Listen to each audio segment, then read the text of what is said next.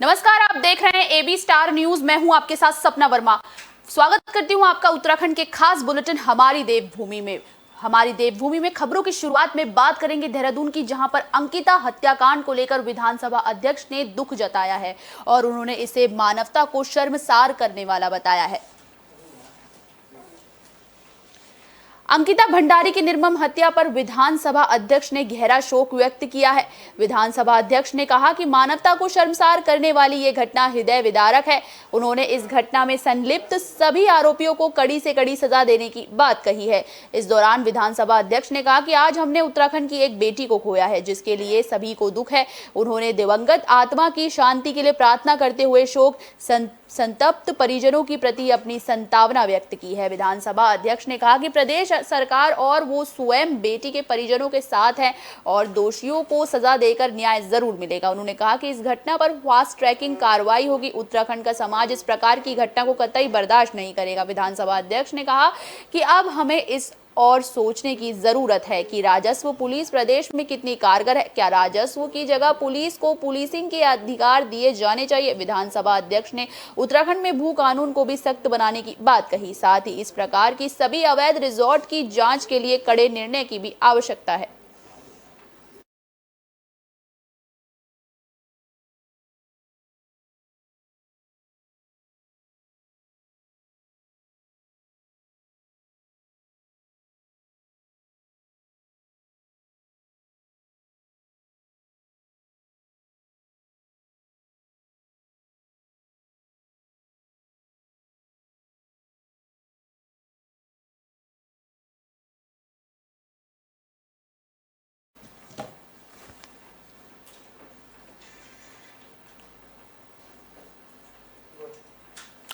अंकिता हत्याकांड को लेकर जहां एक और देश में नाराजगी है, तो वहीं इसको लेकर हरीश रावत का यानी कि पूर्व मुख्यमंत्री का बयान सामने आया है। उन्होंने रिजॉर्ट को ध्वस्त करने को लेकर बड़ी बात कही है। हरीश रावत ने अंकिता हत्याकांड में रिजॉर्ट ध्वस्त करने के फैसले पर सवाल दागे हैं। उन्होंने कहा कि इस अपराध के स्थल रिजॉर्ट को नहीं बल्कि थाईलैंड से ली गई रिजॉर्ट संस्कृति को ध्वस्त करने की जरूरत है। पूर्व मुख्यमंत्री हरीश रावत ने कहा कि उन्हें जानकारी मिली कि जघन्य अपराधों से जुड़े रिजॉर्ट को ध्वस्त किया जा रहा है। उन्होंने कहा कि वो अंधाधुंध खोले जा रहे रिजॉर्ट से क्षुब्ध है। ऋषिकेश के समीप जो हुआ वो मोहनिरी में नहीं होगा और या मुख्यमंत्रियों के घर गांव में नहीं होगा, इसकी गारंटी नहीं है। हमें निवेश और पर्यटन चाहिए, लेकिन अपनी सांस्कृतिक आध्यात्मिक पहचान और प्रकृति की कीमत पर नहीं चाहिए।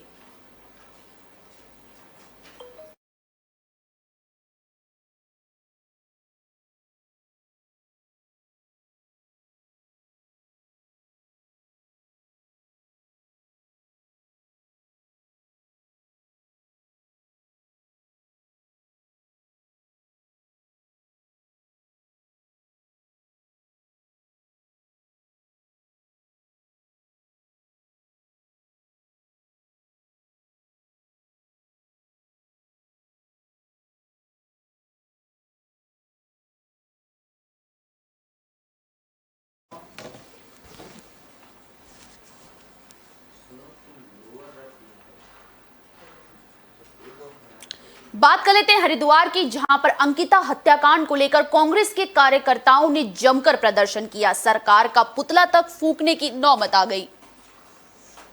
उत्तराखंड के चीला में हुए अंकिता हत्याकांड के बाद प्रदेश के सभी सामाजिक और राजनीतिक दलों में आक्रोश है। लगातार धरने प्रदर्शन पर अंकिता के हत्यारों को सख्त सजा दिलाने की बात की जा रही है। शनिवार को हरिद्वार में भी कांग्रेस कार्यकर्ताओं ने प्रदेश सरकार का पुतला फूंका और अंकिता हत्याकांड के दोषियों को फास्ट ट्रैक कोर्ट से फांसी की सजा देने की मांग की। इस दौरान कांग्रेस नेताओं ने आरोप लगाया कि भाजपा सरकार के राज में प्रदेश में महिलाओं पर अत्याचार की घटनाएं बढ़ती जा रही है। अंकिता हत्याकांड से देवभूमि की छवि और भी ज्यादा धूमिल हुई है। कांग्रेस नेताओं ने मांग की कि इस मामले में जल्द ही फास्ट ट्रैक कोर्ट का गठन किया जाए और अंकिता हत्याकांड के जो भी दोषी हैं उन्हें जल्द ही फांसी की सजा दी जाए।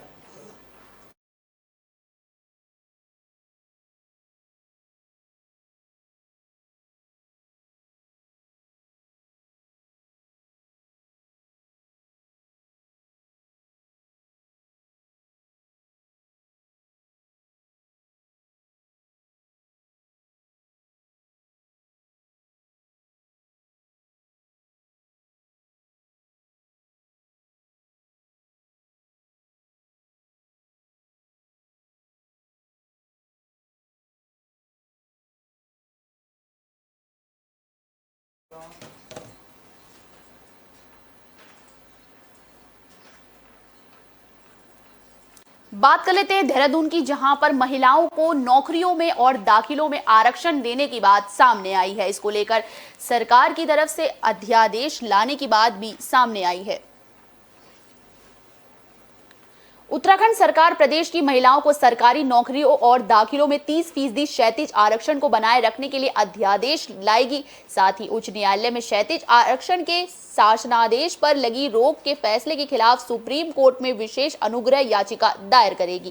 क्षैतिज आरक्षण के शासनादेश पर रोक के कारण राज्य में विभिन्न भर्ती प्रक्रिया लटक गई है। लोक सेवा आयोग से होने वाली भर्ती में क्षैतिज आरक्षण का पेच फंस सकता है। इन तमाम आशंकाओं के चलते सरकार ये कदम उठाने जा रही है कि मुख्यमंत्री न्याय, विधि और कार्मिक विभागों के अधिकारियों को इस संबंध में कोई न कोई विधिक मार्ग निकालने के निर्देश दिए थे। विधि विभाग को इस संबंध में मुख्य सचिव ने एक विस्तृत नोट बनाने को कहा था। मुख्यमंत्री ने महिला आरक्षण को यथावत रखने के लिए सर्वोच्च न्यायालय के SLP दायर करने की स्वीकृति दी है। साथ ही क्षैतिज आरक्षण को बनाए रखने के लिए अध्यादेश लाने की तैयारी करने के निर्देश दिए हैं।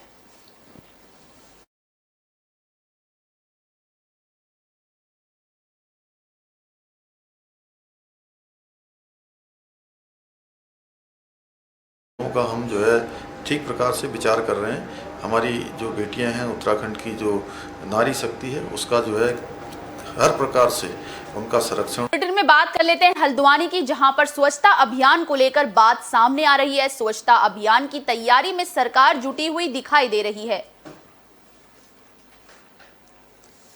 हल्द्वानी में प्रधानमंत्री नरेंद्र मोदी के जन्म दिवस पर शुरू हुए स्वच्छता पखवाड़े में केंद्रीय रक्षा और पर्यटन राज्य मंत्री अजय भट्ट ने मंगल पड़ाव स्थित डॉक्टर भीमराव अंबेडकर पार्क में स्वच्छता अभियान चलाया। इस दौरान उन्होंने डॉक्टर अंबेडकर की मूर्ति को धोया और माल्यार्पण करते हुए सफाई की। इसके साथ ही वोकल को बढ़ावा देने के लिए स्थानीय जूते बनाने वाले व्यक्ति से जूता खरीदते हुए उसे माल्यार्पण कर उनके स्वरोजगार के लिए प्रोत्साहित किया। इस दौरान केंद्रीय रक्षा और पर्यटन राज्य मंत्री अजय भट्ट ने कहा कि देश के यशस्वी प्रधानमंत्री नरेंद्र मोदी के जन्मदिन पर शुरू हुए इस सेवा पखवाड़े में पूरे देश में सामाजिक कार्यक्रमों में बढ़ चढ़कर भाग लिया जा रहा है और भाजपा कार्यकर्ताओं के साथ साथ आम जनता भी इस सेवा पखवाड़े में अपना बहुमूल्य योगदान दे रही है। उन्होंने कहा कि भाजपा सेवा पखवाड़े के तहत सामाजिक कार्यों के साथ साथ विभिन्न रचनात्मक क्रियाकलाप भी हो रहे हैं।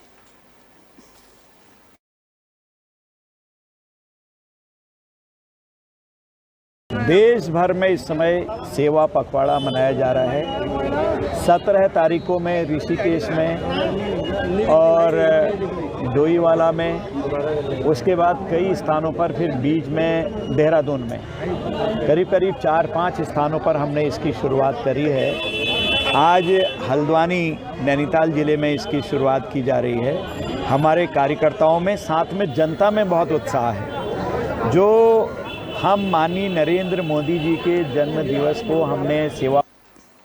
बात कर लेते हैं देहरादून की, जहां पर पुष्कर सिंह धामी ने अधिकारियों के साथ बैठक की। इस बैठक में कई समस्याओं को लेकर बातचीत की गई।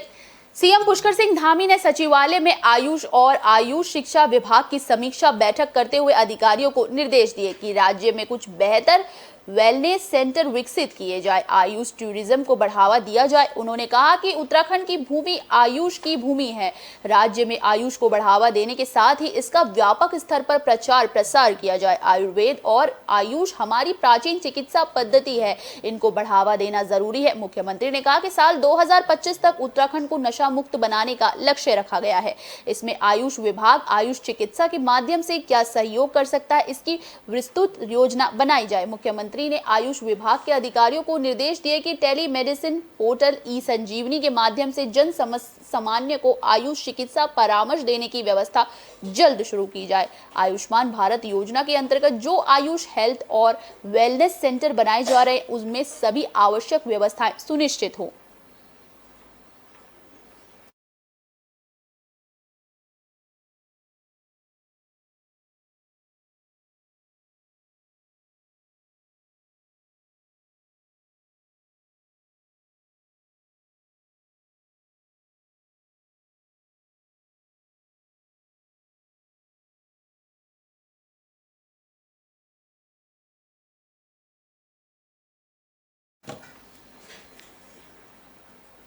बात कर लेते हैं देहरादून की, जहां पर सतत विकास अभियान की शुरुआत सीएम धामी की ओर से की गई। इस दौरान उन्होंने हस्ताक्षर भी किए हैं।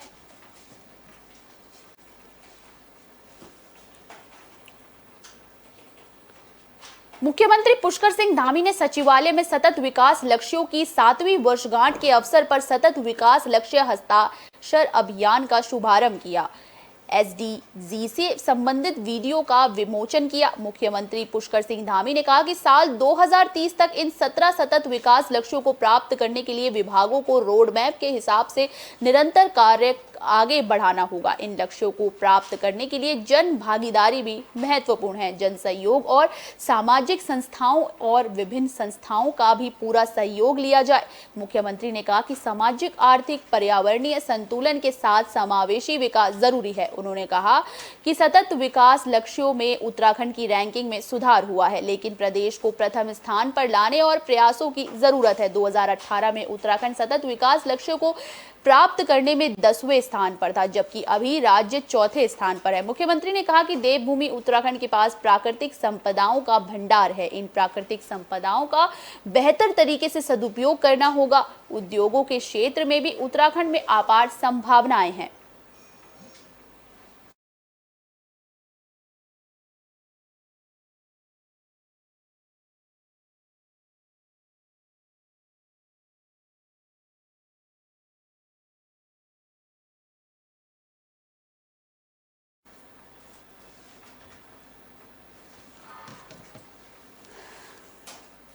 बात कर लेते हैं देहरादून की, जहां पर आंगनवाड़ी कार्यकर्ताओं के मानदेय का भुगतान करने की बात सामने आई है।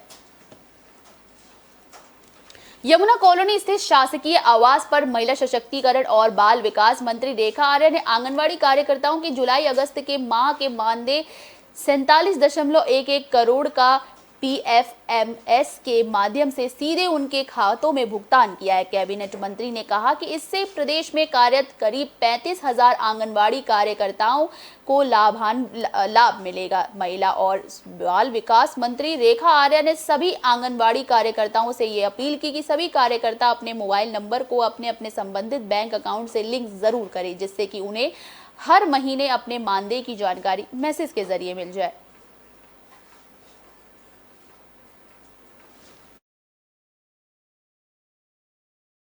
मैं आंगनबाड़ी बहनों से यह अपील भी करूंगी कि आप लोग अपने जो भी अपने खाते हैं जो कि संबंधित बैंकों में होंगे, वहाँ पर उसको अपने मोबाइल नंबर से लिंक करने का मेरा उन सबसे आग्रह रहेगा, ताकि भविष्य में जब कभी भी हम डीबीटी करें तो वह डीबीटी के माध्यम से चाहे वो केंद्रांश के बारे में हो अथवा राज्यांश के बारे में हो, तो उनको मैसेज आ सके और वो इस दुविधा में ना रहें कि हमारे को किस माह का। बुलेटिन में बात कर लेते हैं यूटीआई परीक्षा को लेकर, जो 30 सितंबर को होने वाली है। इसको लेकर नोडल अधिकारियों की बैठक भी की गई। उत्तराखंड विद्यालय शिक्षा परिषद यूटीईटी की परीक्षा 30 सितंबर को कराने जा रहा है। इसके लिए शुक्रवार को बोर्ड सभागार परीक्षा को लेकर प्रदेश के नोडल अधिकारियों की बैठक की गई। बैठक में परीक्षा को 2 पालियों में करने का फैसला लिया गया। शुक्रवार को बैठक के दौरान बोर्ड की सचिव डॉक्टर नीता तिवारी ने बताया कि परीक्षा को कराने के लिए प्रदेश में 29 शहरों के 139 परीक्षा केंद्र बनाए गए हैं, जिसमें की परीक्षा कराई जाएगी। उन्होंने बताया कि परीक्षा में 29,545 परीक्षार्थी पंजीकृत हैं, जबकि दूसरी पाली में 30,755 विद्यार्थी परीक्षार्थी पंजीकृत है।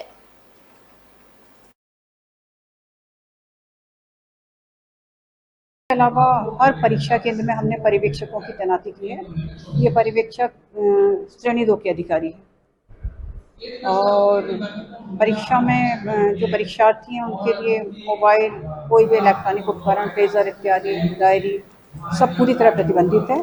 साथ ही परीक्षा की ड्यूटी में जो लोग लगे हुए के अलावा हर परीक्षा के बात कर लेते हैं नियुक्तियों को लेकर, जिनको रद्द करने की बातें सामने आ रही है। ऋतु खंडूरी ने इसको लेकर कुछ कहा है। विधानसभा अध्यक्ष ऋतु खंडूरी की ओर से विधानसभा में हुई नियुक्तियों को रद्द करने की घोषणा के बाद पूर्व विधानसभा अध्यक्ष गोविंद सिंह कुंजवाल का बड़ा बयान सामने आया। कुंजवाल ने कहा कि उन्होंने विधि समझ तरीके से सभी नियुक्तियां की हैं, साथ ही तत्कालीन आवश्यकता के अनुसार ही भर्तियां की गई हैं। उस समय गैरसैंण विधानसभा अस्तित्व में आ गई थी और उसे स्थायी राजधानी बनाए जाने के लिए उनकी ओर से विधानसभा में नियुक्तियां की गई, जिसके लिए सरकार से पद मांगे गए और वित्तीय स्वीकृति ली गई। इसके बाद विधि समस्त तरीके से भर्तियां की गई। फिलहाल वह वर्तमान विधानसभा अध्यक्ष की ओर से लाए गए इस फैसले पर कोई टिप्पणी नहीं करना चाहते, लेकिन उन्होंने कहा कि उनके दौरान की गई नियुक्तियों को हाई कोर्ट और सुप्रीम कोर्ट में भी चैलेंज किया गया और सुप्रीम कोर्ट ने भी उनकी ओर से की गई भर्तियों को सही माना था। ऐसे में अब निर्णय लेते समय उन सभी 150 कर्मचारियों के परिवारों के बारे में सोचना चाहिए जो विधानसभा में नौकरी कर रहे हैं। इस समय उनके परिवार पर क्या बीत रही होगी।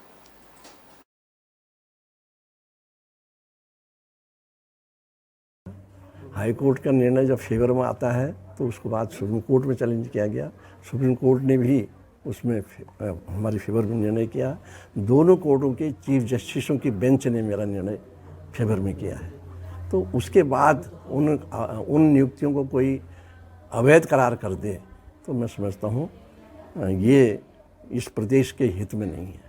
प्रदेश में इतनी बड़ी बेरोजगारी है और उस बेरोजगारी को देखते हुए आज जो निर्णय हुआ है उससे 150 जो हम मेरे लगाए हुए जो 150 लोगों के परिवार हैं उन पर क्या गुजर रही होगी, ये इस निर्णय।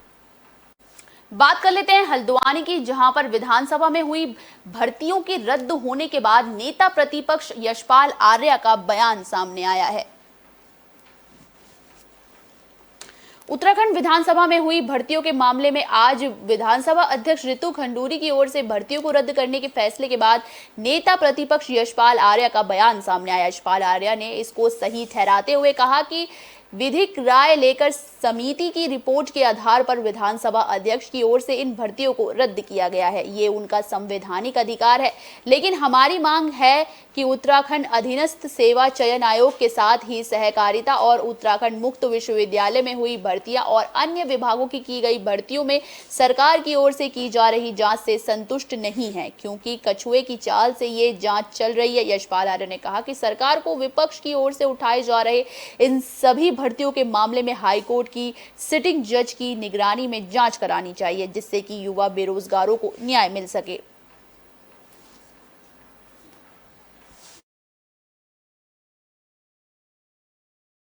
तो जो भी अधीनस्थ चयन सेवा आयोग के अतिरिक्त, अधीनस्थ चयन सेवा आयोग तो है ही, उसके अलग अलग अतिरिक्त जो भी संस्थाओं के द्वारा परीक्षाएं की गई हैं जिसमें भ्रष्टाचार जाहिर सी बात है दिखाई दे रहा है, उसमें त्वरित गति से माननीय उच्च न्यायालय के न्यायाधीश के निगरानी में सीबीआई जांच के कर।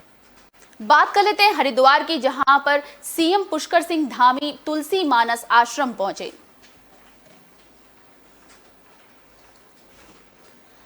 मुख्यमंत्री पुष्कर सिंह धामी हरिद्वार के तुलसी मानस मंदिर आश्रम पहुंचे। मुख्यमंत्री ने लघु उद्योग भारती की ओर से आयोजित कार्यक्रम में शिरकत की। इस दौरान दूर दराज से आए लघु उद्यमी की कार्यक्रम में शामिल हुए। मुख्यमंत्री ने कहा कि लघु उद्योग भारतीय लघु उद्योगों का प्रतिनिधित्व करने वाला एक महत्वपूर्ण संगठन है।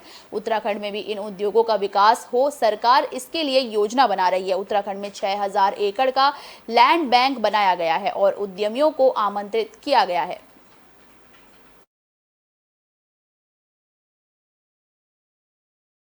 लघु और मध्यम उद्योगों के प्रतिनिधित्व के क्षेत्र में लगातार काम करने वाला संगठन है, जो लघु और मध्यम उद्योगों का लगातार प्रतिनिधित्व करता है और विभिन्न मंचों पर इन उद्योगों की बात करता है, इन उद्योगों के संवर्धन की बात करता है। हमने उत्तराखंड राज्य में भी ऐसे उद्योग हमारे खूब तेज़ी से विस्तार हो, उनका खूब तेज़ी से विकास हो, उसके लिए हम बहुत सारी योजनाएँ बना रहे हैं और हमने कहा है कि सभी योजनाएँ हम सरल और बात करते हैं देहरादून की, जहां पर लगातार बीजेपी में शामिल होते हुए दिखाई दे रहे हैं कांग्रेस के नेता। लगातार जो है 5 नेता अभी फिलहाल शामिल हुए हैं बीजेपी में। कांग्रेस के नेताओं का भारतीय जनता पार्टी की सदस्यता लेने का सिलसिला जारी है। भाजपा प्रदेश अध्यक्ष महेंद्र भट्ट की उपस्थिति में कांग्रेस के 5 वरिष्ठ नेता भुवन नौटियाल, जो कि कांग्रेस कमेटी के पूर्व उपाध्यक्ष रह चुके हैं, चमोली जिले के कांग्रेस कमेटी के पूर्व अध्यक्ष हरीश सिंह बिष्ट और अन्य 3 नेताओं ने आज भाजपा कार्यालय देहरादून में भारतीय जनता पार्टी की सदस्यता ग्रहण की, जिससे प्रदेश के चमोली जिले से कांग्रेस पार्टी के लिए एक बहुत बड़ा झटका माना जा रहा है। चूंकि ये सभी नेता चमोली में कांग्रेस पार्टी की रीढ़ की हड्डी के तौर पर कार्य थे। अब इन नेताओं के विपक्ष दल में शामिल होने पर कांग्रेस के पैरों से जमीन खिसकती दिखाई दे रही है। इस दौरान भाजपा के प्रदेश अध्यक्ष महेंद्र भट्ट ने सभी नेताओं का स्वागत किया। साथ ही महेंद्र भट्ट ने किसी भी दल का कोई भी व्यक्ति जो विकास को प्राथमिकता देता है, अपना दल छोड़कर भाजपा का दामन थामना चाहता है, थाम सकता है।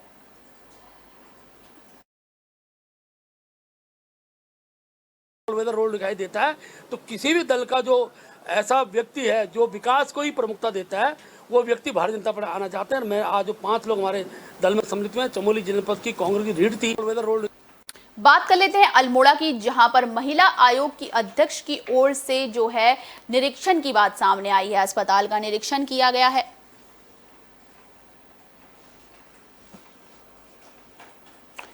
अल्मोड़ा में आज राज्य महिला आयोग की उपाध्यक्ष ज्योति शाह अल्मोड़ा के जिला महिला अस्पताल का औचक निरीक्षण करने पहुंची। इस दौरान उन्होंने अस्पताल में मरीजों से सरकार की ओर से दी जा रही सुविधाओं की जानकारी ली और अस्पताल में चिकित्सक उपस्थिति नहीं होने पर नाराजगी जाहिर की। वहीं महिला अस्पताल में वार्ड का निरीक्षण किया, साफ सफाई की व्यवस्थाओं का भी जायजा लिया, वहीं रोगियों की समस्याओं को सुना। उन्होंने कहा कि अस्पताल में कई अव्यवस्थाएं देखी गई, जिसकी जाँच के आदेश अधिकारियों को दिए गए हैं।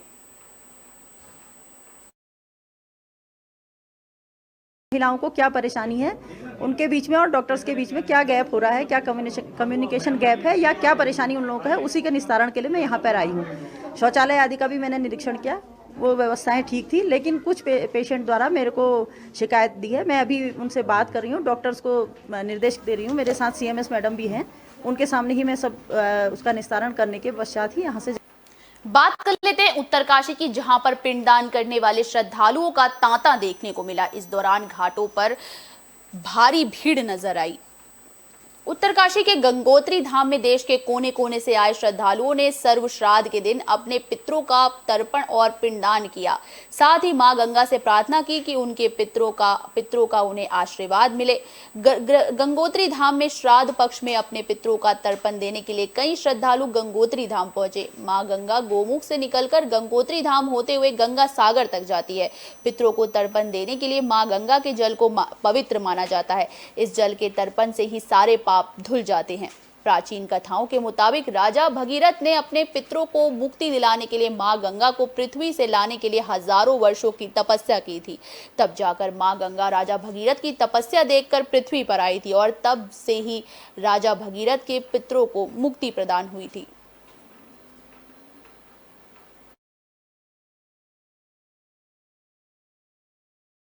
तुम दिव्य आत्मा बन करके धराधाम पर आप विचरण करोगे। तो आज जितने भी लोग यहाँ पर पहुँचे हैं और या इस वीडियो के माध्यम से माँ गंगा के जो दर्शन करेंगे, हम माँ गंगा से कामना करते हैं भगीरथ राजा की तरह कि समस्त जितने पितृदेवता है वो अवश्य ही गोलोक धाम की ओर पधारें। इसी कामनाओं के साथ लोग यहाँ पर आकर के तर्पण मार्जन करवाते हैं। और आपको खूब विख्यात है कि जो पांडव लोगों ने इतना बड़ा उनसे अपराध भी हो गया था, इतने लोग मारे गए थे और आज इतनी क्षणी सेना का और गुरुओं की हत्या थी, है ना। बांधवों बुलेटिन में बात कर लेते हैं चमोली की, जहां पर डीएम को सड़कों की खस्ता हाल के विषय में ज्ञापन सौंपा गया। चमोली के विकासखंड दशौली के कमियार के ग्रामीणों ने डीएम चमोली हिमांशु खुराना को अमरपुर, नरगोली, कमियार मोटर मार्ग के संदर्भ में ज्ञापन सौंपा। इस दौरान ग्रामीणों का आरोप है कि करोड़ों रुपए खर्च करने के बावजूद भी सड़क खस्ताहाल बनी है। ऐसे में लगातार लोक निर्माण विभाग के अधिकारी इस सड़क को लेकर गंभीर नहीं दिख रहे और ग्रामीणों को आवाजाही में भारी दिक्कतों का सामना करना पड़ रहा है।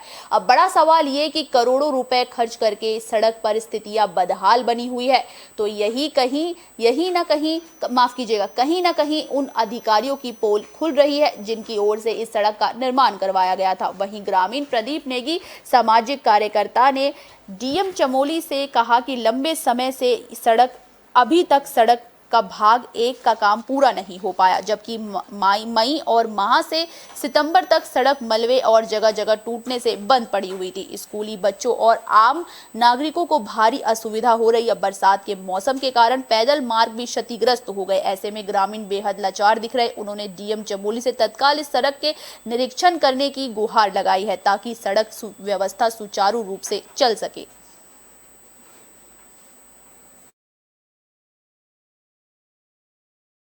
रखना चाहता हूँ, हमारे देश का यशस्वी प्रधानमंत्री कह रहे हैं कि हमने आज गांव-गांव जो है कि सड़कों का जाल बिछा चुका है। एक बार आपने जाली नहीं बिछाए, एक बार आप उस रोड का निरीक्षण भी तो कीजिए, तभी हम मानते हैं कि आपने गांव-गांव में जाल बिछा रखी है। बीजेपी की सरकार हमेशा बोलती है हमने वहाँ पर जालें बिछा रखी है। हमारी सड़क की दयनीय स्थिति बुरी है। और दूसरा मुद्दा मैं यहाँ पर स्कूल का रखना चाहता हूँ। हमारे स्कूल का जो भवन है, हमारे स्कूल यहाँ से पीपलकोटी से 7 किलोमीटर की दूरी। बात कर लेते हैं उत्तरकाशी की, जहां पर कचड़ू देवता के भव्य मेले का आयोजन हुआ। देवताओं की भूमि देवभूमि में कचड़ू देवता के भव्य मेले का आयोजन हुआ। उत्तरकाशी के भंडार सुयू पट्टी बल्लावा आसपास के कई गांवों में ग्रामीणों के आराध्य देव भगवान कचड़ू देवता का मेले का भव्य आयोजन हुआ। देव डोली के साथ पूजा अर्चना और विधि विधान से मूर्तियों को मंदिर गर्भगृह में रखा गया। इस मौके पर कई ग्रामीण मौजूद थे।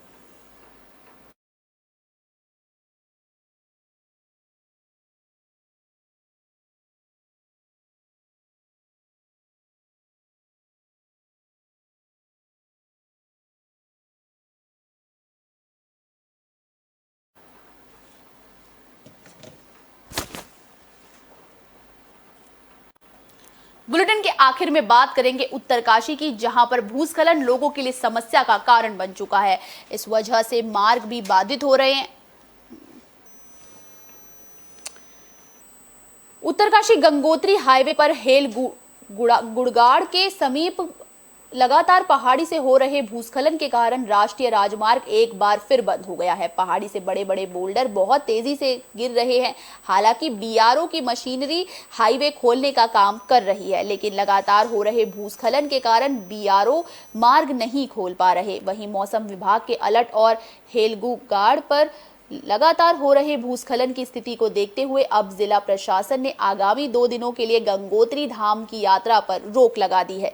जिला प्रशासन और पुलिस विभाग ने गंगोत्री धाम के दर्शन को जाने वाले यात्रियों को उत्तरकाशी में रोक दिया है, तो वहीं गंगोत्री धाम से लौटने वाले यात्रियों को गंगनानी सहित हर्षिल, झाला और गंगोत्री में रोका गया है। पुलिस अधीक्षक अर्पण यदुवंशी ने बताया कि बीआरओ की संस्तुति और रिपोर्ट के आधार पर मौसम विभाग के अलर्ट के आधार पर यात्रियों की सुरक्षा को देखते हुए गंगोत्री धाम की यात्रा को 2 दिन के लिए रोका गया है।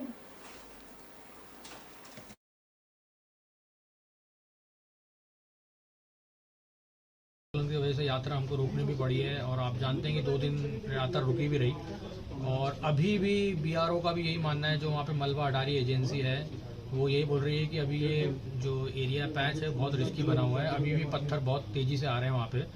तो यही बीआरओ की संस्तुति से और वहाँ पे जो एसडीएम साहब हैं उनकी संस्तुति के बाद यही डिसीजन लिया गया है कि ये यात्रा जो है 2 दिन के लिए थोड़ी। उत्तराखंड के खास बुलेटिन हमारी देवभूमि में फिलहाल के लिए बस इतना ही। मुझे दीजिए इजाजत। देश और दुनिया से जुड़ी तमाम खबरों के लिए देखते रहिए AB स्टार न्यूज़। नमस्कार।